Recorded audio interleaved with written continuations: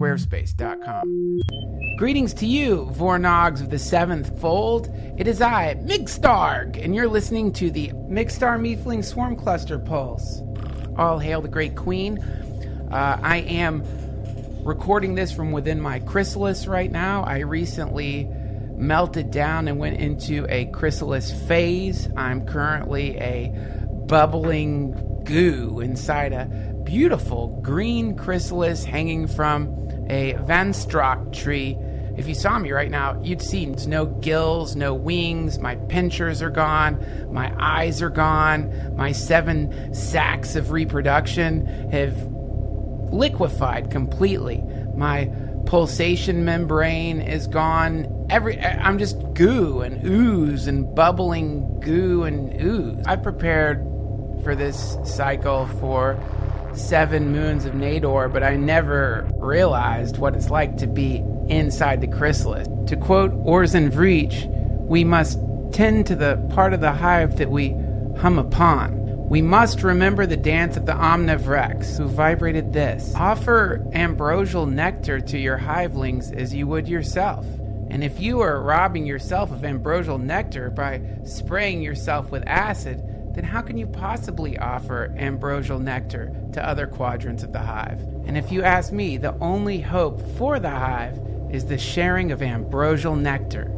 We don't have to use the matrix of Soldar to spread fear pheromones. We can use the matrix of Soldar to share ambrosial nectar. And if we do that, I believe the entire hive itself may enter a chrysalis phase and go into a metamorphic process that transforms itself into a hive more beautiful than any of us could ever imagine. And I understand some of us are spraying fear pheromones because it's frightening to watch the tunnels and egg chambers of our former generations melting before our very eyes. But perhaps this melting is not, as some say, the end of the hive, but the beginning of a new hive. These are the things that occur to us as we liquefy within our chrysalis. That being said, I did roll in the petals of a waffler flower prior to my liquefaction, so to be honest, I am a little buzzed right now. We got a great podcast for you today. We're going to jump right into it, but first, some quick business.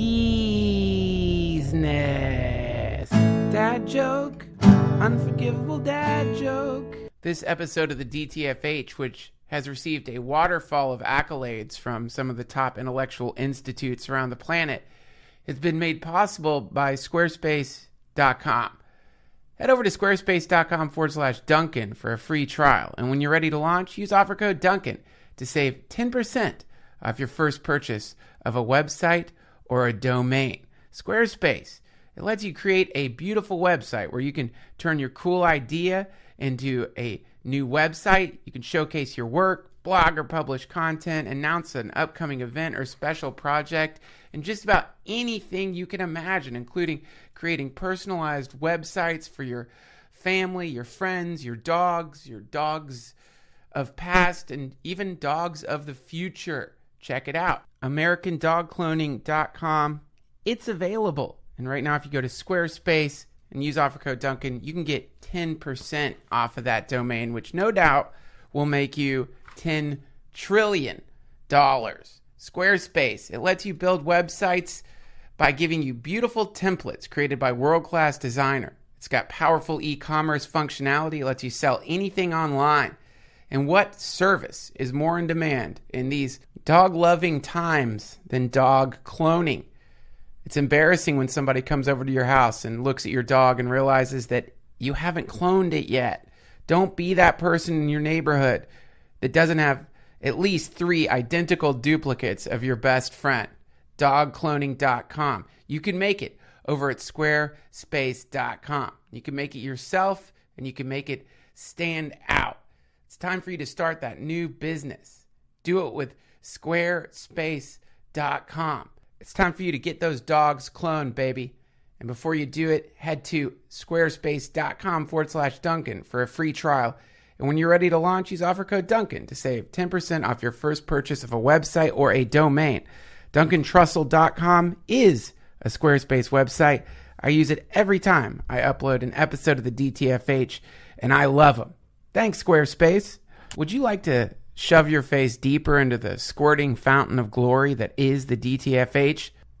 Head over to patreon.com/DTFH and subscribe, and you're going to get instant access to interviews that have yet to be put out on the main feed. Not only that, but once a month, you will have access to earth-shattering, hour-long monologues that don't ever make it on the main feed.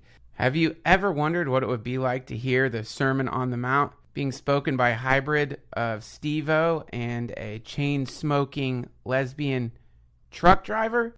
Then head over to patreon.com/DTFH and subscribe. Become my patron. Force me to kiss your boot. Force me to bow before you as you strut across our digital courtyard in the great palace of the DTFH. A tremendous thank you to those of you who continue to use our Amazon link. If you ever feel like buying any of the stuff we talk about on the podcast, or if you ever feel like buying things that you think about during the podcast, then all you got to do is go to Amazon.com via the link, which is located at DuncanTrussell.com. Just scroll down and there's an Amazon thing there, and you click on any of that stuff and buy anything on Amazon, and Amazon gives us a very small percentage of that, and it costs you nothing. Finally, we got a shop with t-shirts and posters and some swag located at DuncanTrussell.com. A few weeks ago, I was skipping through the internet and I came upon the story of Taryn Southern.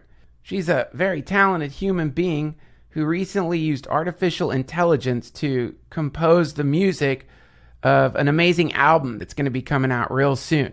Not only does she make some beautiful music, but she also has created some awesome YouTube videos that explore some of my favorite topics like life extension, robotics, and of course, artificial intelligence. And now she's here with us today. Everybody, please send out a radiant beam of pure pyroclastic love energy through the undulating matrix, the mycelial web of metaphysical energy that connects all of us, so that it goes rolling down the tubes and rains sweet joy upon today's brilliant guest, Taryn Southern.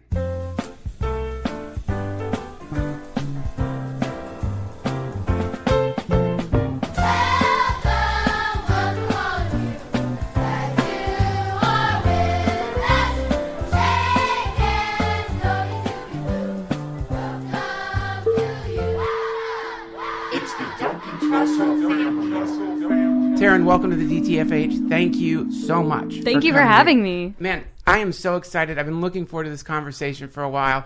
I discovered you through just a random sort of YouTube. Somehow I landed on one of your beautiful music videos where you are singing a song that an artificial intelligence created. Composed, yeah. Composed. Yeah. Now, I want to talk to you about that. How much AI is in there and how much Taryn is in there?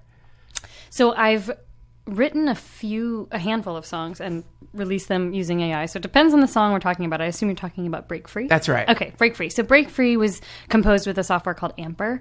And the way I compare the process of making music on my own with making music with AI is I take more of a directorial or editorial approach. Sure. So the AI is spitting out all of the instrumentation, the stems of the instruments. I'm merely providing it with direction. Gotcha. Like BPM, tone, style, instrumentation, and then I can iterate as many times as I want until I get something I'm happy with, and then I arrange that into a pop song. I also wrote the lyrics and the vocal melodies, so that's me. Which came first, the lyrics or the melody? Or the song? The song came first. So the song inspires the lyrics. That's right.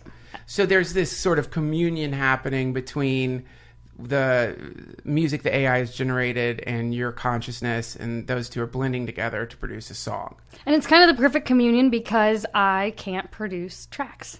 What do you mean? I've never been able to produce my own music. So it was funny when I came in here and you said, you probably know so much about music. And I'm like, well, I always wished that I could just create music using only my voice and record vocal cords as each instrument and then tell the software, turn this into the flute or the violin, turn this into the chord, because I don't understand music composition. Why? Just never was taught. Never was taught, took it on as a hobby, really love writing songs, but there's a disconnect between myself and the actual process of making music. Learning how to make music. I suppose part of it is just I didn't start making music until after college, so I was already working. It's really hard to pick up a hobby with Pro Tools or Logic. Yes. Sure. And not having anyone to teach me, I can do very basic stuff in Logic. Whoa. Very basic. So using the AI is so helpful because I basically get all this inspirational source material. Yeah. I can pick what I like, dump everything else, and create something that I find inspiring. Wow. So you have this beautiful voice. And Thank you. I've assumed because you have such a beautiful voice, a lot of times people who are able to sing really well, they understand intuitively, they understand music. And so picking up an instrument is easier for them. I'm devastated I can't play an instrument. Oh, I love this. This is great because this is something that I've just been discovering, and I've been spending a lot of time thinking about it, which is that I am really interested right now in there's probably a better term for it, but it's like imprinting of powerful people in our lives onto us, and then the sort of amnesia that happens where you forget that you've been imprinted. So certain behavior patterns that maybe aren't that great that come from a powerful force in our lives when we were kids. Like my dog Fox, if I did this once, I don't do it anymore, but I took my belt off and I lifted the belt up. I don't even know why I did it, but he saw me lift the belt up and he flinched. Like he's going to hit me with a belt. And then I realized, oh, fuck, that dog has been beaten by a belt. It's a rescue dog. And so the flinch, I could tell a little bit about the dog from the flinch, right? Yep. And so then I've been thinking like, oh, what am I flinching at? What things do I flinch? In life. Yeah. And one of those things for sure has been the learning of music, as in the actual scales and notes and playing music. And the reason... And I've realized, like, wait, why is that? Like, I know how to do Photoshop. I know how to do Logic. I know how to edit. I know how to do this and that and this and that. I can make rice. But wait, somehow music, there's this weird boundary between me and learning the music. Mm-hmm. And then I realized, oh, I bet somebody got in my head when I was young. Because then I started thinking, like, shit, I kind of think of musicians as X-Men. Do you know what I'm saying, Taryn? Oh, I do. But could it also be that the language of music, the language in which music is taught, just doesn't work with your communication interface? Even just with piano, I did play piano a bit growing up. Okay. And there were two schools of thought in piano. It was like learn by sheet music or learn by ear and chord structure. And I learned by the first. So I can actually play the piano with a piece of sheet music in front of me. I've heard but that. I have no idea what chord structures mean. And when people start trying to teach me, it almost feels like a brain scramble because I learned through this other entry point. Similarly, using some of these AI programs like Watson or Google Magenta, where I'm actually coding and there's a little bit more technical expertise required, I have a new entry point into the language of music that I didn't have before vis-a-vis code. That seems to make more sense to me. So I just wonder, maybe you just haven't figured out you haven't put a nail on the actual communication of the teaching of music that works with your brain. That's a beautiful way to put it. And it's specifically the teaching part, which is that, there's a verse in the Bible. I don't know which part of the Bible. I think it's the New Testament.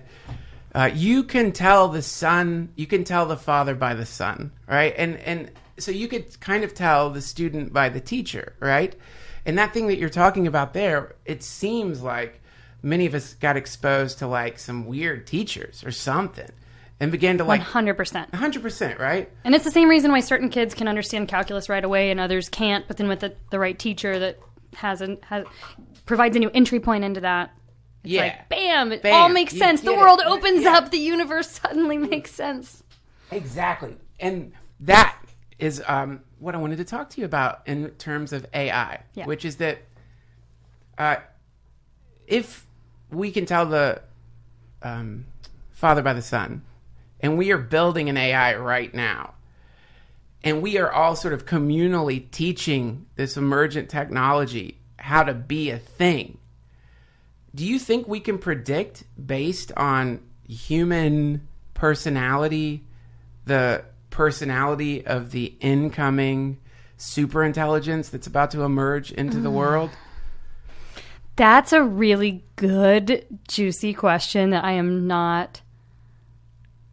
I don't feel I am suitable to answer, but I mean, just even off of, even looking at the AI that I've been working with in music, I can tell a lot about the engineers that built the AI based on how they think about music structure, how they think about style, how they think about tone. Wow. And I don't even have to understand chord structure to just basically derive certain patterns from the output of various categories that they prescribe to music. Okay, gotcha. So I would imagine that I could apply that same sort of script to other forms of AI and say that yes, you could certainly determine certain things about the engineers who set up the parameters, so to speak. The parameters of the world. They're setting the rules, and the AI is kind of playing within that field. But if you're working with an AI that's simply doing massive pattern analysis on a tremendous amount of data,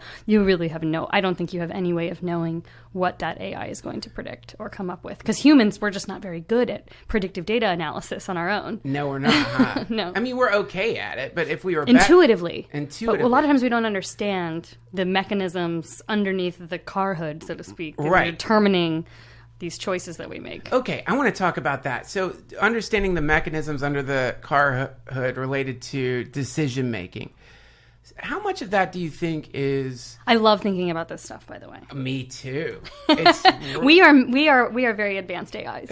Well, right. Well, that's right. Yes, definitely. There's the philosopher Gurdjieff. You ever heard of him? Mm-hmm. So, yeah, he said most people are just spiritual machines, that most people imagine they have some autonomy, but everything they do is just a series of learned behavior patterns, and there really isn't much freedom in there at all. And so he gives a lot of examples. One of the best ones is the next time you buy something, just watch the way you buy something, and you realize you've gone into buy something mode, the way you take your card out, the way that you look at the cashier, the way that you swipe the card, the way that you say thank you. This is not... You're not doing generally novel buying methods when you buy stuff. You might have variants. You might be especially fake kind to them when you're buying something. Or perhaps you feel really good and you might really look them in the eye and be like, thank you so much. I hope you're having a great day. But in general, it's all variants of the exact same series of motions and things that you say. And so his point is okay, well, we've got that.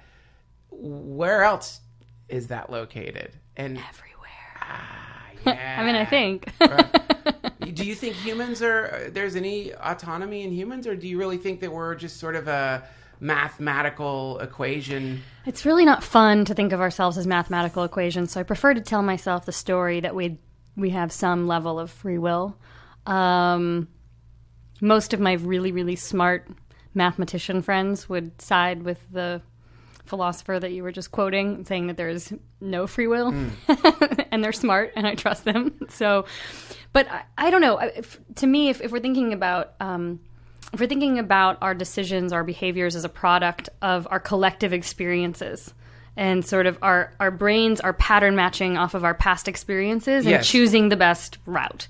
While you could argue that doesn't look like a lot of free will, if you were to add a new experience into the equation, something that's really random, something that kind of adds chaos into the mix, a differential, so to speak, then all of a sudden you kind of upset the system, and then you could create a new sort of behavior. So I suppose the mathematician people would maybe argue that that's still not free will, but I don't know, it creates some more fun.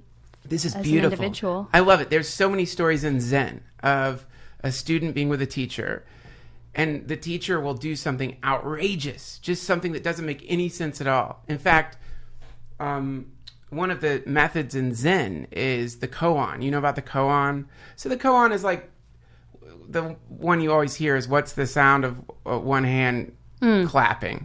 So it's a kind of it's a question that just doesn't make sense. There's many different versions of them. There's a lot of koans. So you're sitting there meditating day after day after day, and this teacher, well, every few days you go into a room with a Roshi who asks you this impossible to answer question while you've been in a kind of, I guess you could say, sensory deprivation experience. You're just sitting still, staring at a wall. And somewhere in there, the question basically cracks your code. What did you call it? A differential? I called it a differential. Yeah. I don't know that I made any sense, but... Yeah, that's pretty cool. A differential, a chaos engine, a kind of like random number generator within the code. Just blap. And then apparently... It throws the whole AI out of whack. It throws the AI out of whack. And then what happens, what emerges out of you, apparently, is some form of awakening. It creates a kind of like awakening, which is... I guess that would be when the AI gains true sentience, but it's for a human. Yeah. Right? I mean, people are so worried about AI gaining sentience. I'm like, why aren't we more concerned about humans gaining sentience? I know. I'm way more scared of people. Yeah, well, I mean, for sure. Isn't that interesting? Because people are speciesists, right? We are so caught up in ourselves that we are like looking at like AI and wasps and, you know, and we're like, it's bad. They're bad. That's bad. It's potentially bad. It's going to sting us. It's going to get us. Yep. Meanwhile, I mean, our country, it's been at war 93% of its history. Did you know that? That's crazy. 93% of the history of the United States, we've been at war. It's been 20 or something like 25 years where there's been peace in this country, in the entire history of the country. And so we are looking at the AI. Wow. Isn't that fascinating? And we look at the AI and we're like, oh, that's terrifying. Right. But in a way, if the concept is that the programmer imprints itself on the programming, perhaps there is a good reason to be terrified. Yeah, that's true. Again, it just depends on what type of AI it is and how it's learning and iterating and where it's getting the data and how the data is being tagged and categorized. I think that those are the things that people should be talking about. Well, let's go deeper into that. And specifically, like, I guess you could say disruptive technology. Mm-hmm. You seem to be someone who is not only deeply aware of what's happening in technology in the world. It seems like you gravitate towards some pretty controversial, disruptive technologies and are exploring them with a really open mind. But also simultaneously, you became famous because of because you're talented and brilliant and funny, but the medium that you've used for that is a new medium. Mm-hmm. They call it new media, right? Right. So I wanted to ask you, what do you think is the blind spot right now in humanity? What is the thing that we're not seeing, or most of us aren't seeing, the sort of like meteor out there zinging towards the earth that hasn't been picked up by the satellites? What's the meteor technologically that's coming from within us that could produce the most disruption over the next few decades? Oh, that's such a fun question. My boyfriend thinks about this a lot, and he calls it horseshit problems. Have you ever heard this term? No. So back in the early 1900s, apparently people in the cities, primarily New York City, were terrified about the sicknesses that were propagating because of horse shit. Like, there was so much horse poo everywhere. It was getting into the water, sinking into the tanks, and people were dying, and little kids were dying, and this was a huge, huge problem. Whoa. And then, of course, the car was born, and no one could have predicted that the car would have suddenly solved the horseshit problem. Right. But everyone was really stressed about this thing that inevitably became irrelevant because of technology. Cool.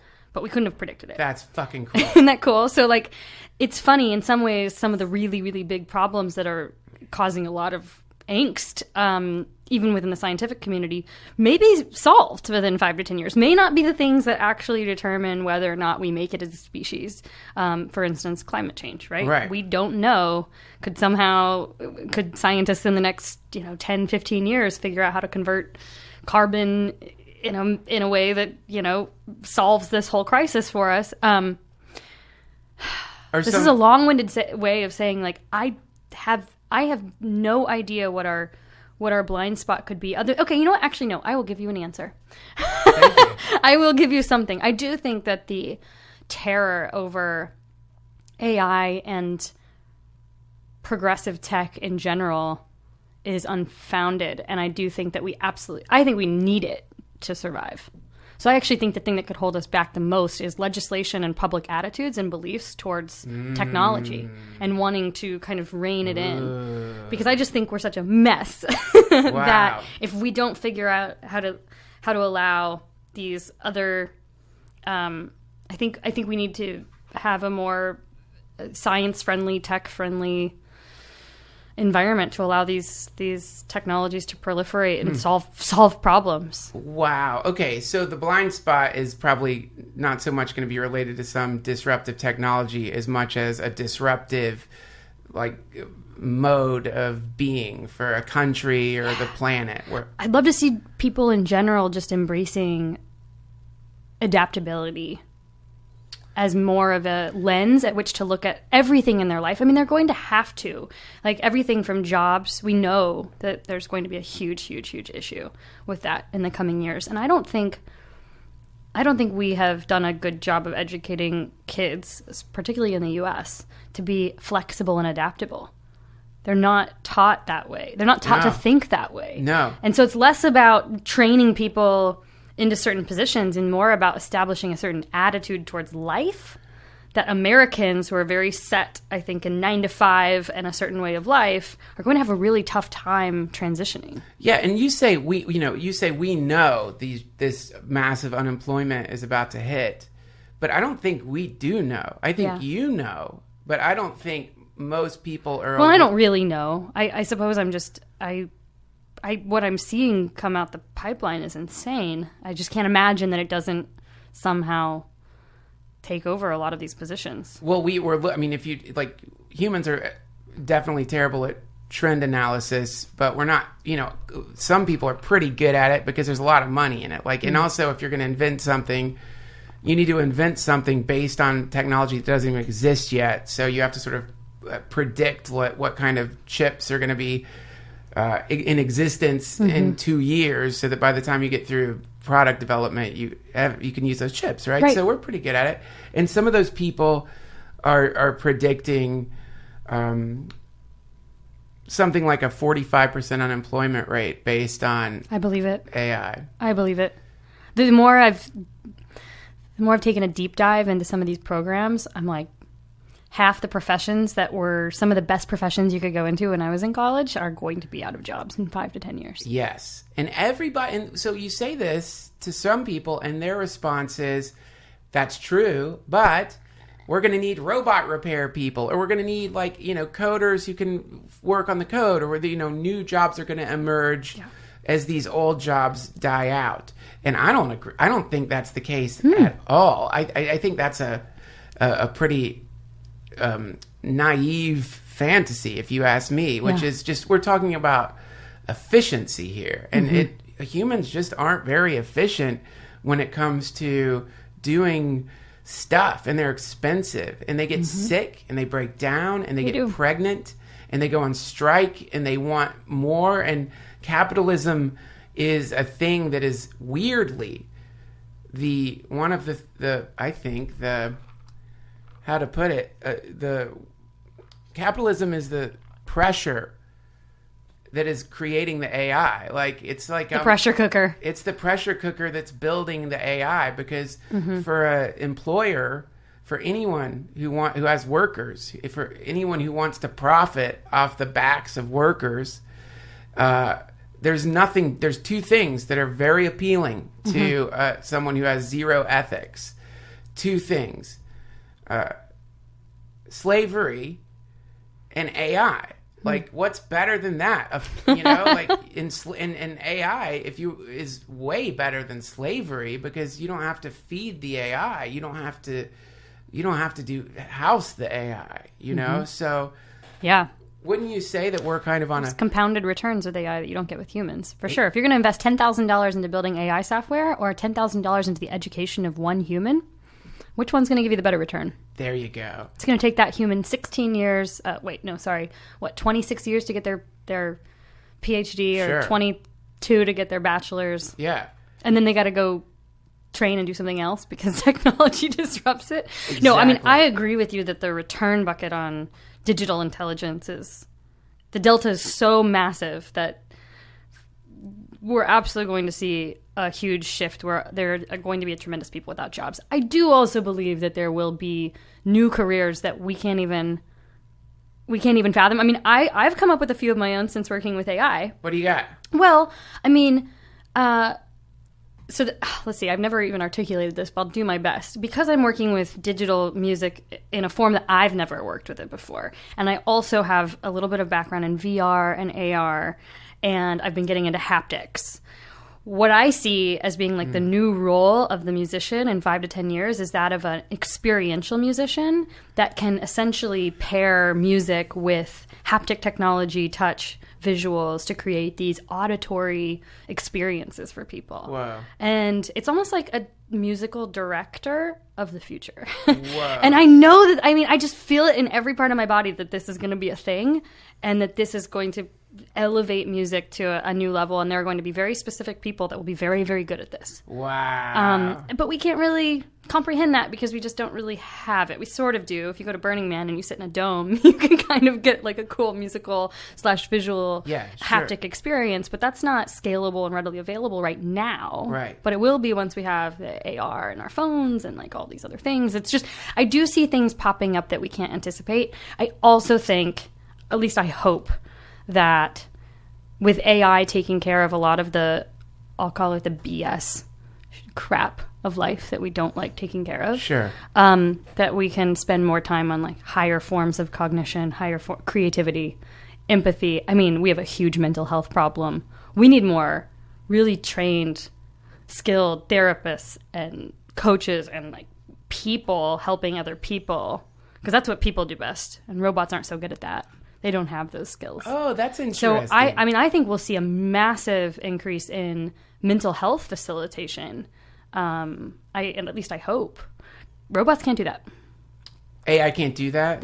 I mean, it can diagnose certain mental health problems, but in terms of actually working with a human, humans also just don't want that from a robot. We prefer other humans. So I think having that kind of facilitation could be, we see a massive increase in those people. Maybe. Okay, cool. Maybe, right? Yeah. I mean, I don't know. I'm throwing things out, but. Well, I think humans are, this is one of the things I love about the Hare Krishnas is one of the things Prabhupada said, and I think he draws this from some Bhakti Yoga scripture, I'm not sure which,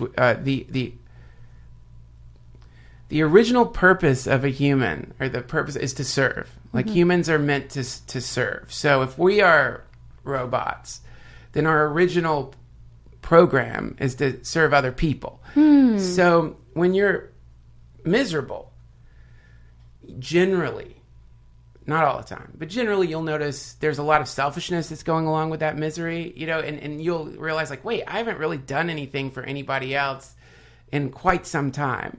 And that hurts. It's painful. And I think evolutionarily you could see why selfishness would be a thing that you would not want to be a trait in tribal societies, communal societies, anywhere really, because it's problematic, But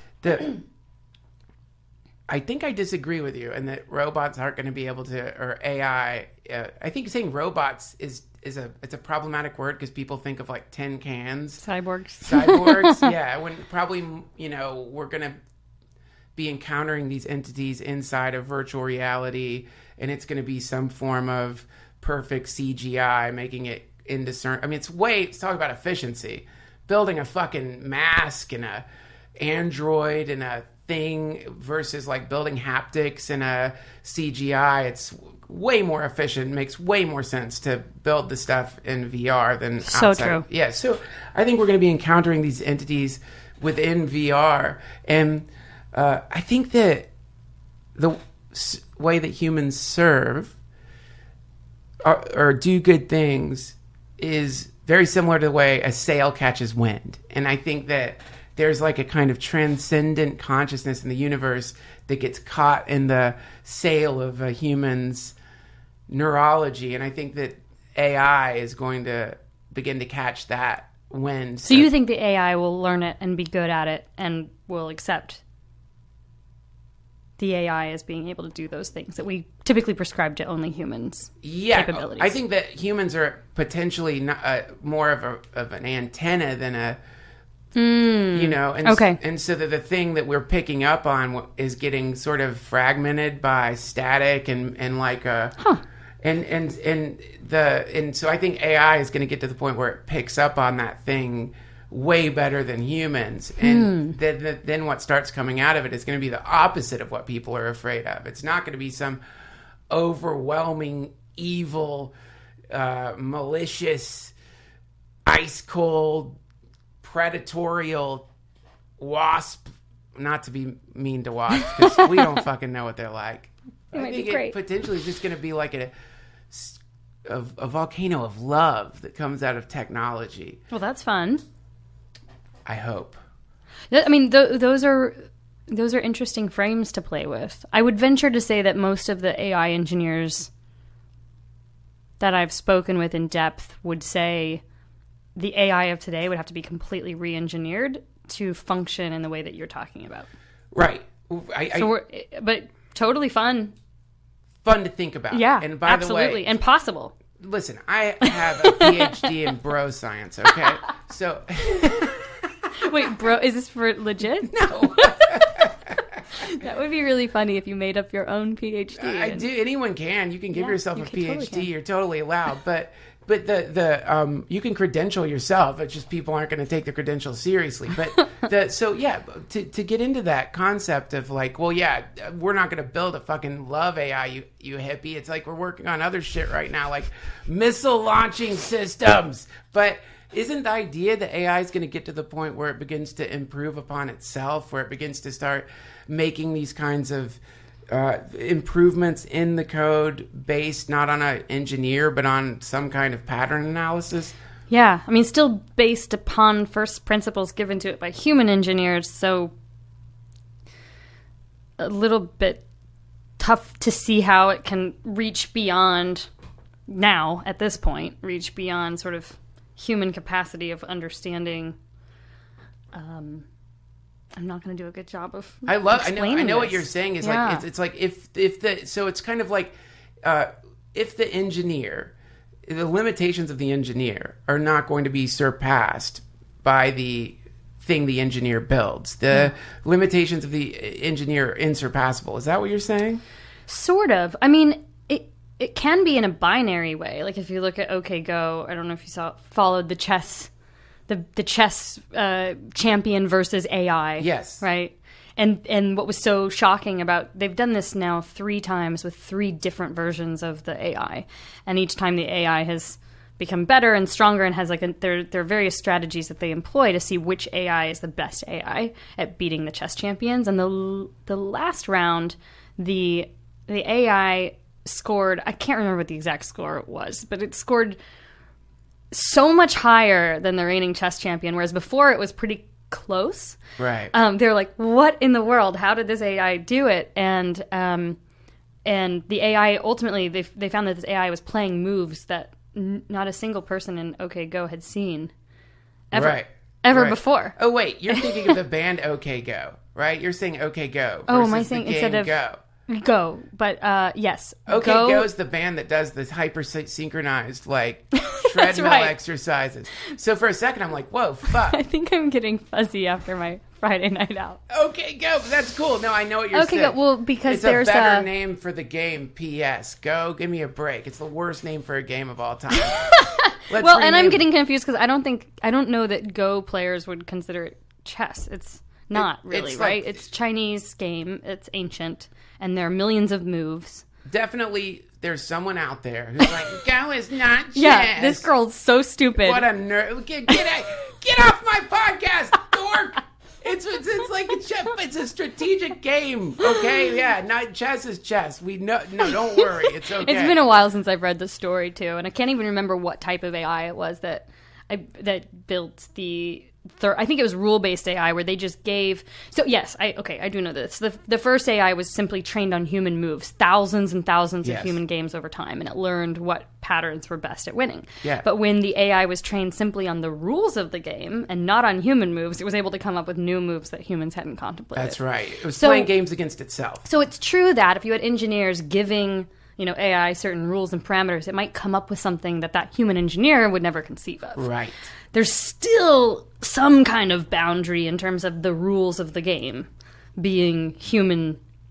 That's a human articulating that to the AI. Okay. So it creates some kind of form. Okay, yeah, right, a form, right. So, the conversation is really interesting to me because sort of in the beginning we're establishing like it kind of seems like humans are an AI. We right? totally are. We totally are, and it seems like we're the term artificial itself is just another human term. It's like the term unnatural. When people start throwing around the term unnatural, it's really a problematic word in the sense that everything comes from nature, and so now you're deciding what is nature and what is against nature, and so now it's all kinds of problems. But in the same way, this AI being artificial or the intelligence being artificial seems a little odd. But so with humans, we explore, well, when did we start talking? When did we start interacting? When did we start the rules of behavior that we engage in? Where do they come from? And you have a degree in anthropology. You've studied this, and I imagine you have some idea of like, where did it start? When did the human, when did like from You're talking about a degree from a long time ago. I know. But, and again, I guess the thing to really get out there is that, like, don't worry, I'm not qualified to talk about anything I talk about, and so you throw out whatever you think. It's okay. Like, just if we're sitting around the campfire, or even better, let's say we're at some amazing casino where the casino knows everything, right? And we're doing bets on certain ways that things happened in human evolution, right? So it's just a game of bet. We're betting. So it's like, if you had to bet, if you had to put money down, if you had to compose some way of, if you had to compose a theory of when humans started gaining intelligence and talking and doing what humans do, what would that be? What would it be if we're in Vegas and like you could win $1,000 if you come even close to the way it happened? And sorry, tell me what when I'm did we betting start? on? What the question is, when did our AI, if we're made up of code that is largely language, body language, communication, all the generally sort of established, being able to think about thinking, then communicate. When do you think that started? I believe it was Mesopotamia, but I could not tell you Mesopotamia when that was. Well, but the cradle, right? That was like, I think, our first basis for seeing that humans were communicating via symbols, right? So somewhere around there, we've got cave paintings. We don't know. If you listen to Graham Hancock, he throws it back even further down the line. But at some point, things began to act like humans that were proto-hominids. Something happened there. And I studied psychedelics in my bachelor degree. That was like my focus. And I know that was a hugely transformative discovery. Yeah. They actually say that it could be psychedelics that led to man being able to think about his own thinking. Yeah, right. This is the stoned ape theory. Expanding the neural pathways. Yeah, that's something that's very impressive to me, is that didn't you get a grant to travel to South America to study ayahuasca? I did. So you how did... In 2003, 2004. How did you do that? Like, when some thought popped into your head that was like, oh, I want to go study ayahuasca, but that's not just that. I'm going to get this funded. How'd you do that? I went to University of Miami, and so I had a number of professors in the anthropology program who were experts on the drug trade.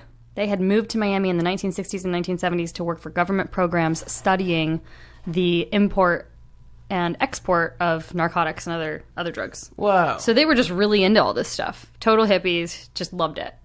And so I had taken a few classes from one of the professors who was really big in psychedelics, and he'd said, the only thing that I haven't been able to spend much, if any, time studying is ayahuasca. And at the time, this was back in 2003, 2004, there really wasn't as much nearly the plethora of information about it as there is now. I mean, I remember really struggling to find any kind of literature in the English language about Aya. So it really just was born out of curiosity. I ordered some books from South America.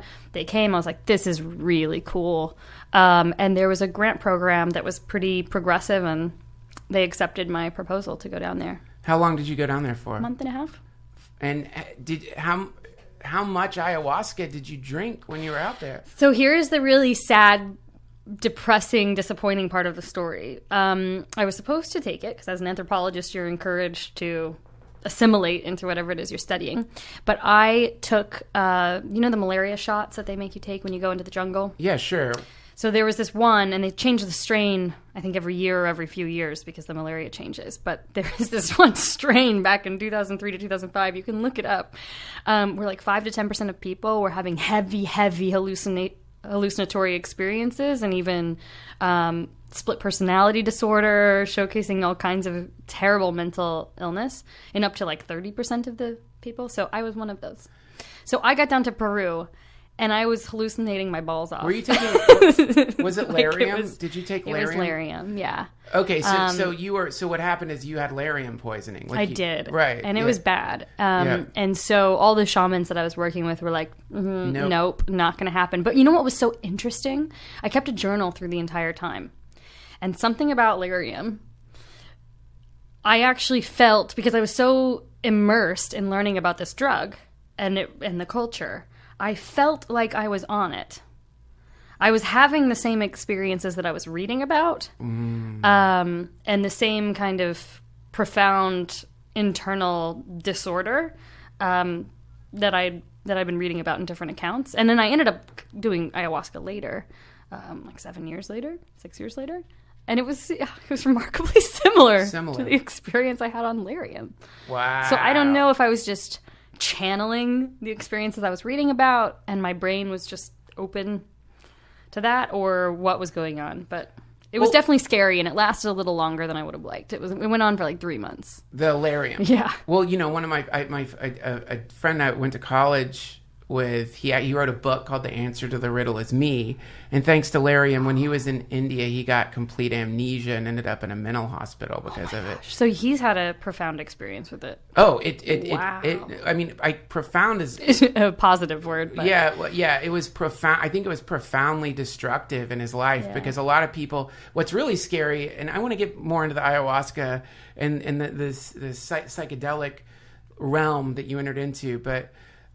Side note, what's really creepy is in Guantanamo Bay, they're giving the prisoners there 3 times the recommended dose of Larium. Why is that? Well, they say, of course, we don't want them to get malaria, but it's a kind of Larium waterboarding. So the people who are imprisoned in Guantanamo Bay are not just dealing with like being imprisoned eternally in some kind of weird prison, but they're also being injected with this like incredibly dangerous drug that fucks up your brain, sometimes permanently. I thought that it's been banned. Maybe it's been banned. Okay, but I think it was like around 2008 or something. I don't know. I actually don't know that much about the Larium thing, but Europe, it's banned. They don't. Okay. They don't. I went to India and I took Larium. One of the most rotten fucking dreams of my life, and I was describing it to this Australian dude because in the dream I like. Got disemboweled by some kind of skeleton on a pirate ship. Yeah, it's pretty scary. I felt it. Yeah. I felt being disemboweled. And I was explaining this to this Australian dude. And the Australian dude is like, "Are you on Larium?" And I'm like, "Yeah." And he's like, "Stop taking that shit right now." Were you doing the oral? Yeah, oral. See, the problem was I'd done the shot. So you can't remove that. But good that you were on the oral. Yeah. I think they got rid of the shot. Well, I hope they should get rid of the entire. It's awful. It's like if we go off on that, it's like because the military-industrial complex teamed up with like a corporation to make the shit, and it's like a whole mess. But I want to get back into your experience on ayahuasca and your experience in the psychedelic or the sort of, I guess you could say, the shifted consciousness that came from Larium. Could you describe that to me? What you experienced, and you mentioned that you had some. Revelations during this time. What were they? What came to you out from there? the Larium or from the ayahuasca Either experience? one. You're out in the jungle. You've expanded your consciousness. You've dropped some filters. You're picking up some data streams that most people aren't picking up. What'd you get from it? It's probably easier to talk about my real ayahuasca experience, which came 6-7 years later, because I think when I was younger and dealing with the thing with Larium, that was just terrifying because I didn't know what was going on. I had very little structure or people around me that could help me figure that out. And so while there was certainly some revelatory experiences that I wrote about in my journal, it was really hard for me to unpack and make sense out of it in a meaningful way. Sure. Versus doing my ayahuasca experience, whatever that was, 6-7 years later, at this point I had like frameworks around what I could do with the things that were coming up and how to be with them. And for me, ayahuasca was, like for many people, a mixed bag. I did it twice. The first experience was pretty harrowing, but not in the way that a lot of people would expect. I pretty much just felt like I'd poisoned myself. Actually, probably not that dissimilar from my Larium experience, where I just felt like I took an awful poison and was kind of stuck in this cycle of birth and death, but it was happening so quickly, almost like you've got a tape on the fast forward button pressed down on a tape, and you just can't even make sense. My receptors were taking in so much data that it was overwhelming my system, and this lasted for 10 hours. Just like total system overwhelm, sickness, my mind on overdrive. I thought my mind would explode. Wow. It was not fun. Wow. And I came out of it with very little insight into why that happened to me, other than just puking? Like, that was awful. No, I did not throw up. Wow. I wanted to so badly. You felt nausea? I did, yeah. What does it taste like? It tastes pretty awful. I've heard. It's like licorice mixed with tire rubber. Oh my god. Mixed with. So you haven't done ayahuasca? Oh hell no. No. I've talked about it so much in the podcast. I've done many psychedelics for my entire life, but ayahuasca I have a deep respect for, and I'm not going down that path until I feel it's a longer story. It's totally fair. So you experienced when you say birth and death. Do you mean like you experienced like a kind of ego death, or like had visions of death? Or no, it was an algorithmic birth and death. It's so hard to describe. It didn't even have a humanness attached to it. It was almost like the digitization of all of life. Wow. And like patterns and zeros and ones, but there was meaning attached to it. That I don't know why I could read the meaning, and the meaning was like, this thing is coming in and then it's going out. It's coming in and it's going out, and these are the building blocks, like the atoms of all life. But it was it was just, I don't know why, it was incredibly abrasive experience for me. Well, because arduous, like I was just exhausted by the end of it. Right. Well, you went to school for a little. I mean, it's I think it's a class, and I think it's a very serious class, and I think people don't realize that. I think people are like, not all people, but some people, I think, have some pretty serious misconceptions about what it is to enter into that classroom. And I've been, spanked by psychedelics many times for wandering into a grade that I wasn't ready for yet. But what you just described is actually something I've just gotten into recently, and I think maybe you should check it out. You'd like it. You know much about Pythagoras?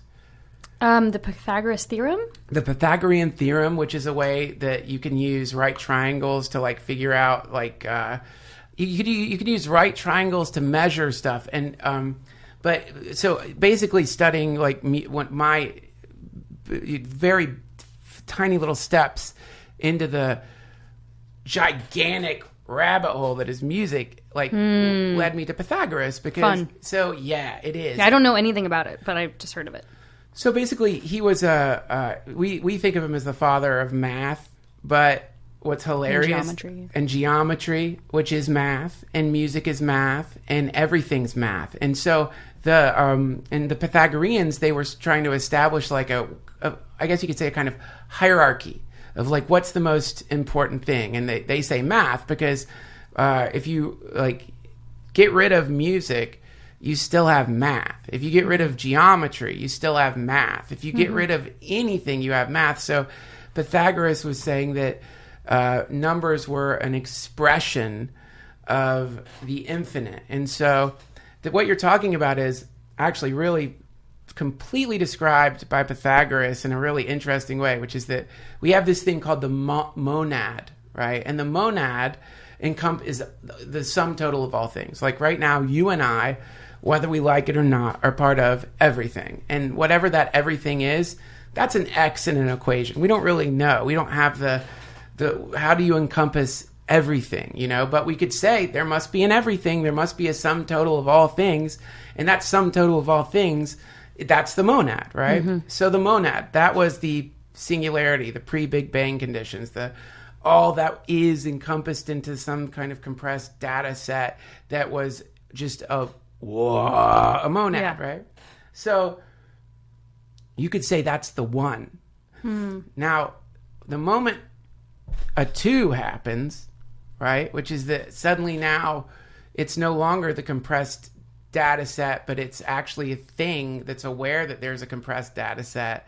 That's birth, and that's also suffering. And now we're going to run into a lot of fucking problems. We go from this like womb of everythingness to this separationness, right? And so now we have a fucking two. Right? Yeah, and damn it, two. Two is a problem. Two is a problem. Two is like now we have a problematic thing. And also if you look into, I get what's it called, the dialectic, right? Now we have a thing and another thing. It creates a tension, right? And so that tension creates a three.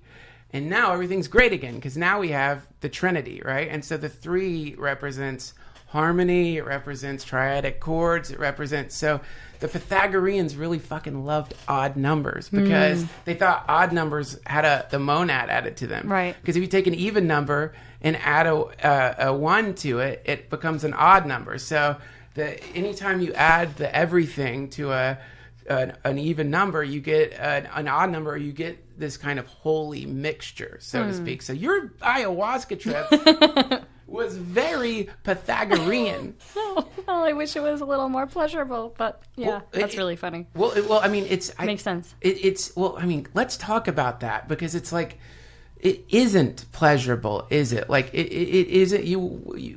Like, existence itself, would you describe it as pleasurable? I would say, for me, typically, yes. I would place it in the bucket of pleasurable. That doesn't discount how hard being human is.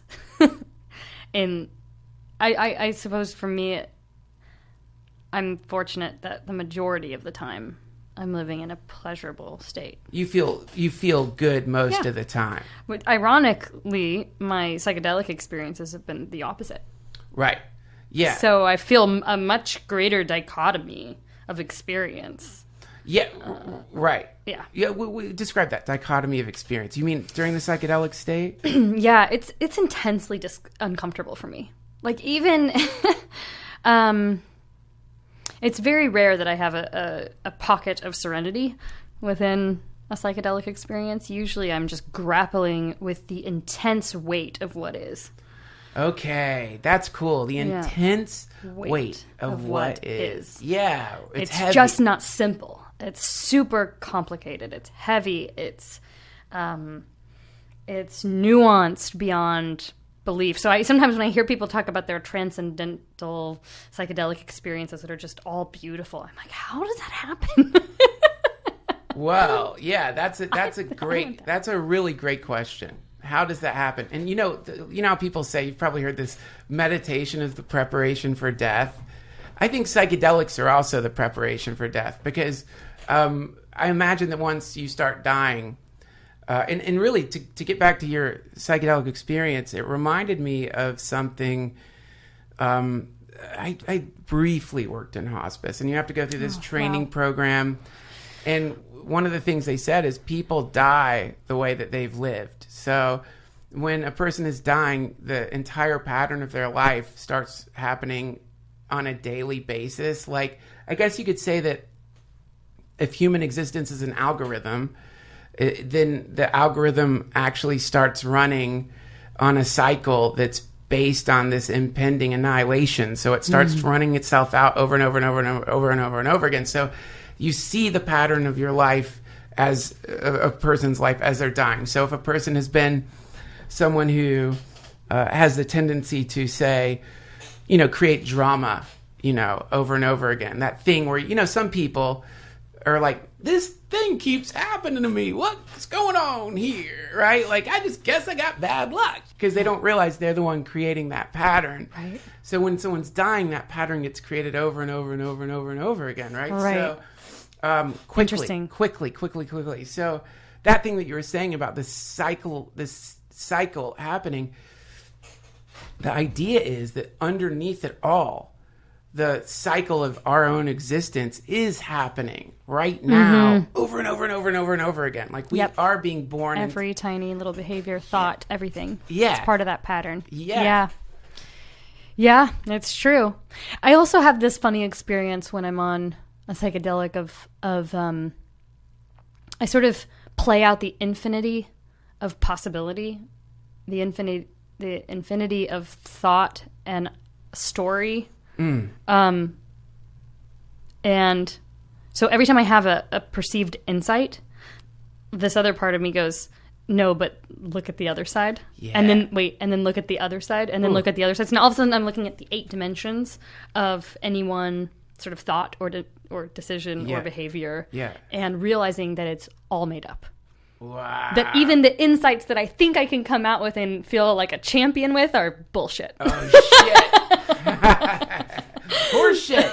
Exactly. Oh, no. So that's a little disgruntling, because then you feel like, okay, maybe I've opened my mind up to the 8 dimensions of possibility, but man, has it made making decisions or even developing some sort of code of existence really hard. Right. Do you have a code of existence? I try. What would it be? I mean, not to try to reduce your code of existence to something you could say on a podcast, but if you had to describe it, what would it be? Well, it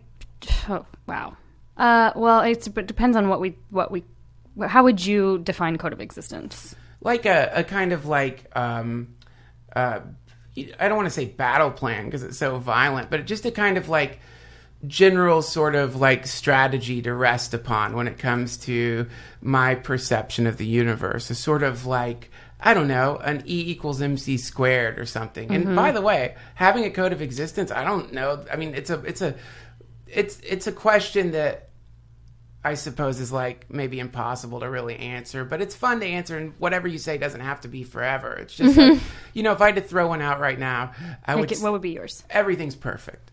So that's awesome. Yeah, well, I wish I'd come up with it. I didn't. My guru came up with that. But if you had a code of existence or something you would throw out where it's when you're leaning onto something, what would it be? Oh, that one's beautiful. I want to steal yours.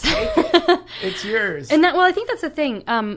Now I really do believe we just all tell ourselves stories, and that all the stories are true, and that all of them are false, and that the best way to live is to tell yourself the one that makes you feel the best, and hopefully doesn't have too many negative consequences for those around you. Hopefully has positive consequences for those around you.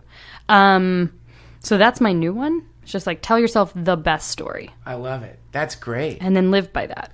I love it. Well, I mean, and for you to be doing something like that, it's super important, isn't it? Because you're a kind of a tuning fork, aren't you? A lot of people attune themselves to the persona that you put out into social media. Don't you realize that, right? I have no idea. No, I've never thought about it like that. Oh, that's never. I feel like that ascribes more meaning to my presence than what it actually exists. But maybe, possibly. I mean, I'll take it. Well, I think it's 100% true. Many people I know who have become famous, if I mention that to them, they respond just as you did, which is a kind of obliviousness to the fact that they're a tuning fork. And so it's almost like a necessary obliviousness, because if you don't have the obliviousness, and by the way, I don't know if obliviousness is a word, but I'm inventing it now. But if you don't have that kind of, if you don't have that sense of I didn't even know, then there's all of a sudden all this weird responsibility, right? So now there's this crazy responsibility that happens when you realize that one of the aspects of emergent technology that is incredibly disruptive is that people are coming to the forefront of society and then attuning people who are watching them to their frequency, so to speak. I love that. It makes total sense. I just have never placed myself in that bucket, but there are certainly people I look at that I tune to. Me too. Okay. Yeah.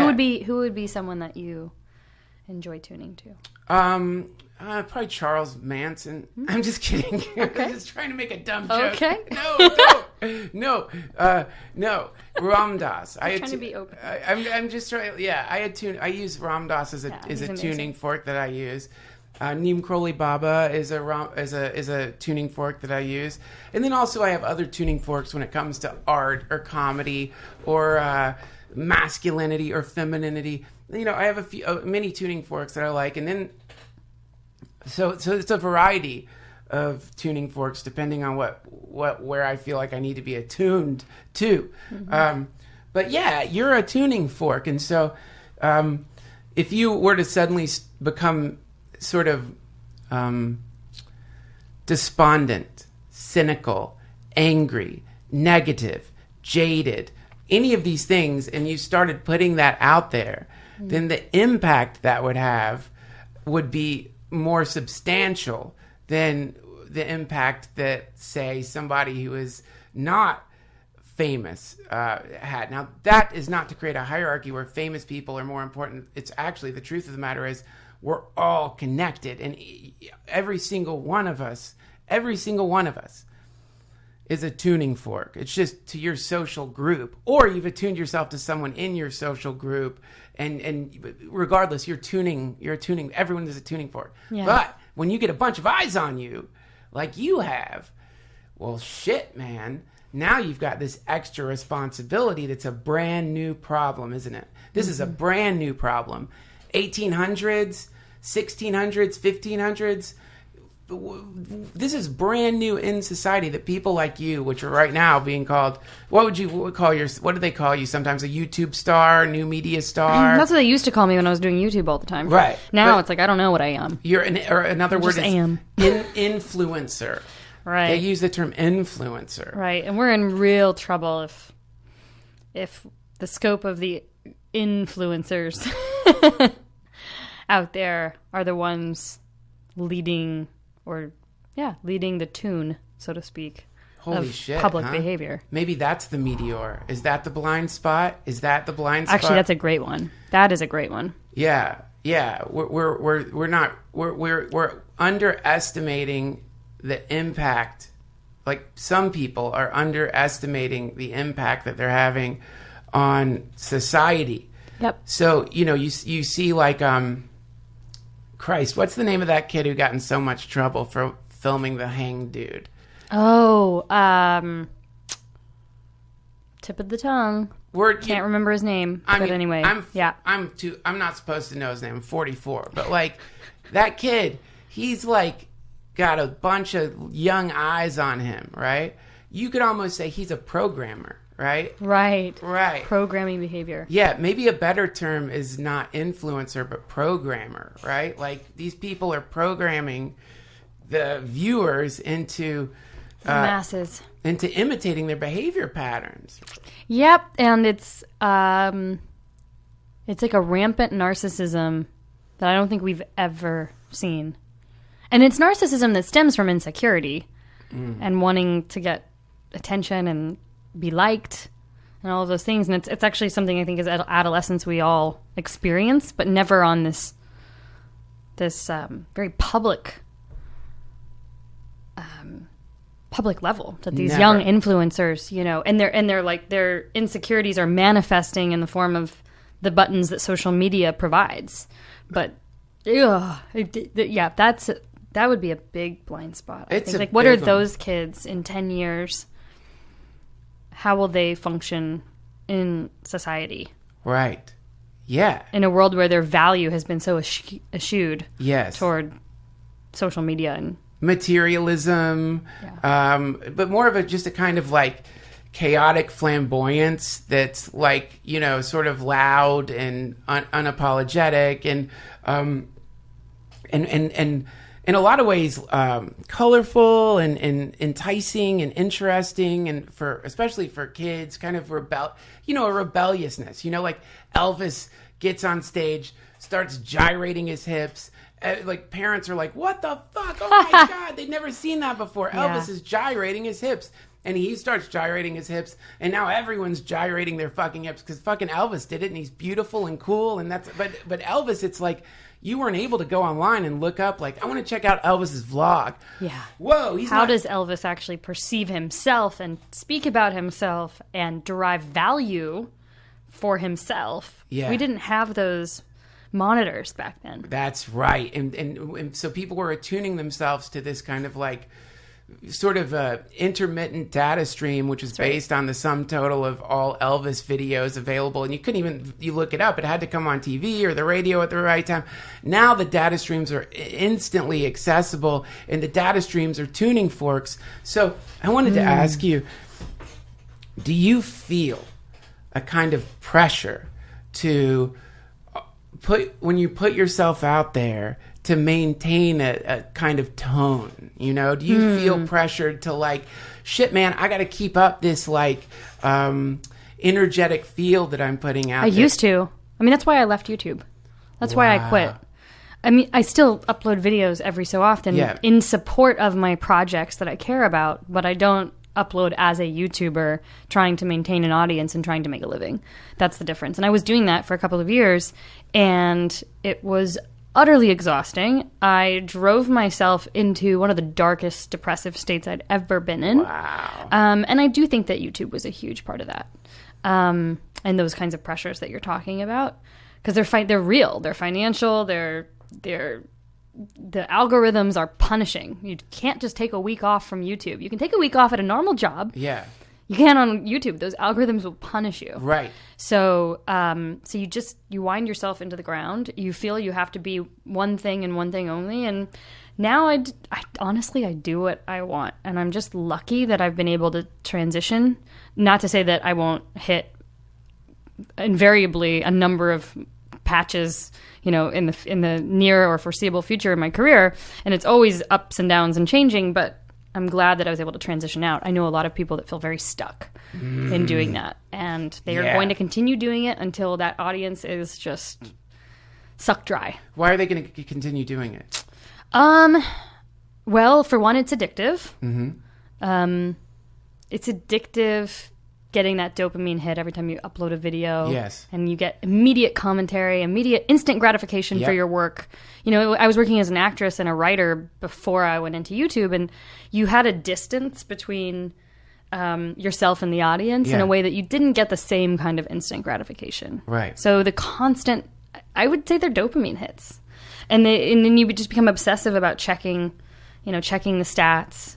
You're trying to increase your numbers.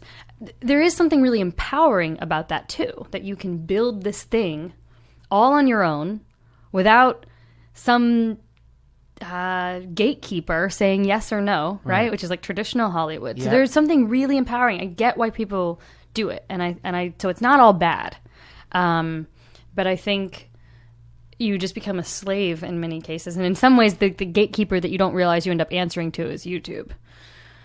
Or Instagram or whatever, the algorithm makers. Wow. You're a slave to them. You don't own that audience. That audience is not yours. Right. And so, I don't know. I just think, I can't remember where I was going. That's incredible. What you just described is really incredible. I mean, what terrible thing to be chained to, which is this like, in the same way. And if you're vlogging, like you said, you've got to be on every single day, and you're this person. Yeah. I don't know. I very rarely post anymore. I don't really vlog, and I rarely post on Instagram or Instagram story, because sometimes just the thought of even getting out my camera and taking a photo, never mind a video of an experience I'm having, seems so jolting to my senses of like how I want to experience my reality. Oh yeah. That I just can't even do it anymore. It's weird. Wow. How cool. So this is really interesting. So it's hard. I know. Do you partake? Like, how do you feel about the social media sphere? Well, I have you're an epic tweeter. Thank you very much. I have a podcast and this podcast. And this is great, though. This is freeing without a video camera shoved on our faces. Right. That's I know. That's sort of one of the reasons I really have hesitated to do video on the podcast is because I feel like the existence of the cameras produces a kind of shift in the energy field. And I don't like that shift in the, I don't want people to worry about the way they look or to worry about like, whatever, and also I don't want them to worry about the inevitable comment about this thing or that thing about the way they look, or I want them to just like be in the moment of the conversation. But with podcasting, it's similar. I've got to put a podcast out every week. I can't, like, the algorithm is incredibly punishing, and even just putting it out once a week is not enough. I should be putting 2 out a week. And also, though, on top of that, the deeper problem, I think, is that in the same way that you become a tuning fork, if the same way that we're all tuning forks, it's not just as though you're a tuning fork that's tuning others. You're being attuned by the comments and the responses and the things that you're talking about. So there's this mutual tuning that's happening. And I think there's an evolutionary reason that the shitty comments stand out. In the same way that if I'm walking through... Survival. Absolutely. You and I, we're on a walk through a jungle, right? We can pass an infinite number of plants and just filter them all out because it's just green shit. But the one tiger, the one snake, the one dangerous thing, it's going to pop out of the background, right? So that means that the tuning that we are getting is going to be coming more often than not from the hopefully anomalous, shitty comment, right? So the danger is that you can actually end up being like unwittingly tuned to darkness just by looking at the comments, or you fuck the comments, getting caught up in the numbers, bean counting, right? Now you're attuning yourself to levels of metrics of popularity, but then on top of that, you want that because you're, selling ads, right? And you make more money. Yep. And so, and then you start realizing, like, wait a minute, is this greed? What's going on here? Am I just greedy? What's going on? Am I starting to make stuff not because I want to put something into the world or the joy of making stuff, but because I'm trying to, like, profit? Well, and part of the problem is our market for content it's so backwards. So actually, to make money as a content creator, you have to have advertisers. That's the only way that you can currently make money as an independent content creator, for the most part, is having some sort of brand sponsorship or advertisement. Or you drive those numbers up so high on something like YouTube where they're just placing ads and you're not actually integrating. You're not doing brand integrations, which is actually much less soul-sucking than having to figure out how to integrate brands into your content all the time. Right. So in a weird way, you're incentivized to get the higher the number. So, which can be its own creative trap. What do I do to get the most attention so I don't have to do the brand integrated stuff that's soul sucking? Right. Yeah, so it's all that entire problem. So this is why it feels like there is a certain level of there's a certain level of psychic shielding that goes into imagining that you're not having an impact or not even thinking about these things. Because the moment you start thinking about them, you begin to have to explore something in your own life. So, and it's exhausting, I love that you are willing to admit that you got depressed from this experience. Yeah, that's legit. I mean, I think the depression probably came from other things, but it was certainly exacerbated. It's hard to know exactly how things kind of grow. Yeah. But it's not. It was a huge part of the problem. Wasn't helping. I guarantee looking at your phone and trying to look at those numbers every day is not. I mean, when you're going to the psychologist and you're depressed, one thing they're not going to tell you is you should look at your phone and your Instagram more. Look at your likes more. That'll cure your depression. That'll fix everything. Look at the comments. Just look at comments of anything. You're going to feel better in a couple of days. You feel uplifted. Guaranteed. But one thing that really bugs me these days is so knowing that you can sort of subconsciously get trained by your followers on this thing or that thing. It's kind of like, there was a professor teaching conditioning, and the class got together before one of his lectures, and they agreed that they were going to act like they were paying attention when he was on one side of the room and pretend they weren't paying attention when he was on the other side of the room. And they ended up making him stand completely on the side of the room where they were pretending to pay attention. They controlled him with their attention spans. Wow. And, that's amazing. Isn't that amazing? And so there's a lyric that I'm just completely fixated on. It's a Paul Simon song, and the lyric goes, "This is a lonely life, sorrow everywhere you turn. Now that's worth some money. Think about it. That's worth some money." And so to me, the thing that I'm beginning to realize is that so many people on Twitter and social media are blaring out a message of sorrow and darkness. The world is falling apart. Mm-hmm. We are doomed. Everything's bad. It's awful. And when they do that, they get a zillion fucking retweets. And the reason they get the retweets is because we are programmed to fixate on fear. Yep. So it's called fear mongering, right? Mm-hmm. And there's a lot of fucking money in it. And a lot of people, I think, don't even realize that they've become fear mongers because they've been subconsciously programmed by likes and faves. Right. So they don't even know what they're doing. Yeah. Wow, that's amazing. Great study, too. Well, yeah, someone should do the study, but when I look at the stuff you're putting out, I'm quite impressed because there's a light to it and a joy to it and a beauty to it, and I think it's really wonderful that you're doing that. Thank you. Thank you. And just one last question. What do you got coming up? What's your, you made this incredible album that got it's just amazing. What are you doing now? What's your next step here? Well, so the album itself, the full album, comes out September 27th. Oh. So I've released a few singles. Oh, fuck. Yeah, it's okay. It's all good. Wow. And then, and so I'm really excited about that.